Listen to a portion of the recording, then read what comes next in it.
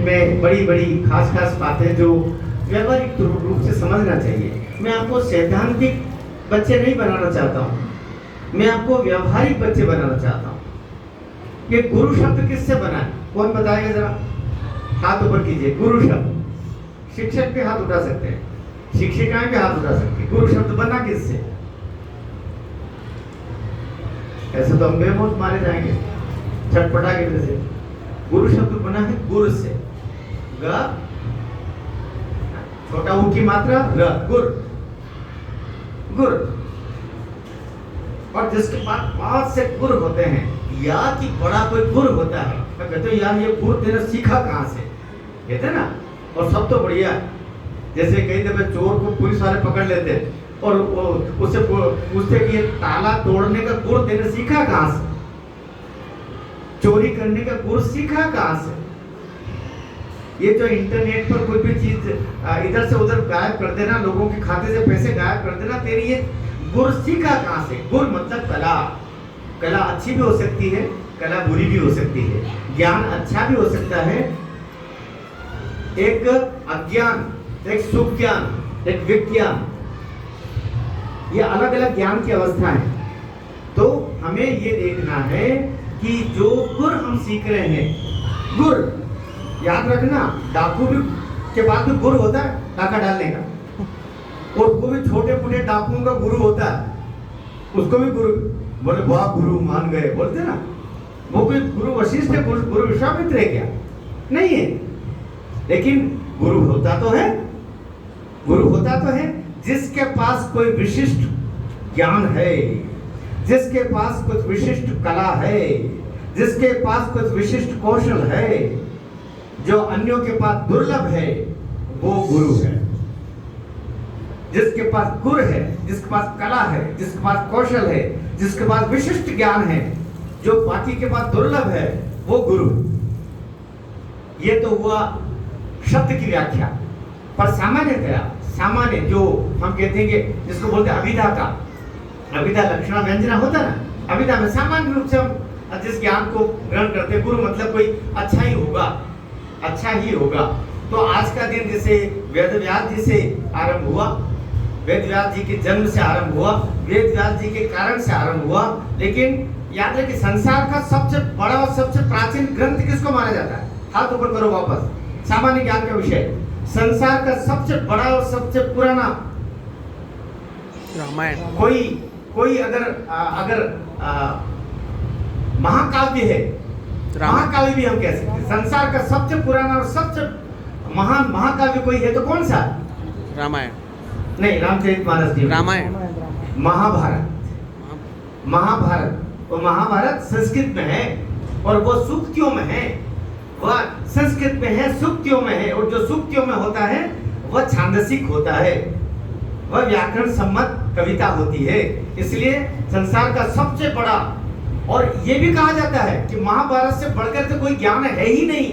जन्म का, मृत्यु का, प्रेम का, विद्वेष का, नफरत का, समर्पण का, बलिदान का, संपत्ति मोह का, पुत्र मोह का, पुत्री मोह का, हर तरीके का। आपको दुश्मनी सीखना है, महाभारत से सीखिए। आपको दोस्ती सीखना है, महाभारत से सीखिए। आपको समर्पण सीखना है, महाभारत से सीखिए। किसी का विश्वास पात्र बनना है, उससे सीखिए। किसी की भेदगिरी करना है, उससे सीखिए। इसलिए कहते हैं संसार का सबसे महान और सबसे बड़ा, अनादि काल से और अनंत काल तक कोई अगर महाकाव्य है तो महाभारत है। और महाभारत की रचना किसने की? वेद व्यास। किसने की? वेद व्यास जी ने। वे चाक्षुष थे, अपने चाक्षुष मतलब आंखों से उन्होंने देखा।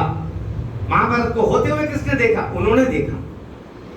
ये बात अलग है कि प्रभु श्री कृष्ण ने उसी में गीता का ज्ञान दिया, लेकिन वो भी उसमें समाई थी। लिखा किसने?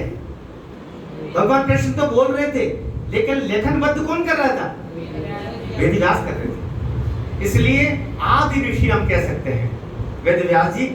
और बच्चों, गुरु कितना महान होता है, कितना बड़ा होता है, कितना विशिष्ट होता है कि भगवानों को भी अपने महल और अपने घर छोड़ के उनके पास जाना पड़ता था। भगवान कृष्ण कहाँ पैदा हुए? कहाँ पैदा हुए? जैतापुर में? ये कहाँ हुए बेटा? मथुरा में। मथुरा पैदा हुए ना, मथुरा में कैद खाने में, लेकिन पढ़ाई के लिए कहाँ आए? जैतापुर। कहाँ आए बेटा?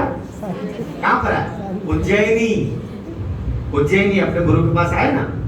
भगवान राम पैदा हुए कौशल नरेश के घर पर अवधपुरी में, महान महल में पड़े राजसी ठाट में, लेकिन विद्या अध्ययन के लिए कहाँ गए वो? अपने गुरु के पास गए। गुरु कौन थे? अंशुल सर। कौन थे? यादव सर। कौन थे? विश्वामित्र। उनके पास साथ गए और कहते हैं विश्वामित्र साथ नहीं ले जाते तो शायद राम जी का वो रूप हम देख ही नहीं पाते। इसलिए गुरु, और गुरु ही जानता है कि मेरे शिष्य के पास क्या है। इसीलिए गुरु गोविंदो पढ़े काके लागू पाए, इसीलिए कहते हैं कि वो ईश्वर के ही दर्शन नहीं कराता है गुरु।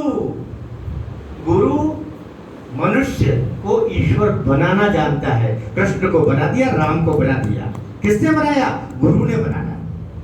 इसलिए उनकी महिमा अनंत है। तो आज के दिन जिन्होंने भी आपको अच्छा ज्ञान दिया है, जिन्होंने भी आपको सद शिक्षाएं दी है, जिन्होंने भी आपको संघर्ष में जीना सिखाया है, जिन्होंने भी आपको अंधेरे के विरुद्ध लड़ना सिखाया है, जिन्होंने भी आपको दुख में भी मुस्कुराने की कला दी है, ऐसे सभी महत्वपूर्ण व्यक्तियों को, आपके पिता भी हो सकते हैं, आपके भाई भी हो सकते हैं, आपके मित्र भी हो सकते हैं, आपकी माँ भी हो सकती है, आपके शिक्षक भी हो सकते हैं। उन सबको आज नमन करने का, प्रणाम करने का दिन है।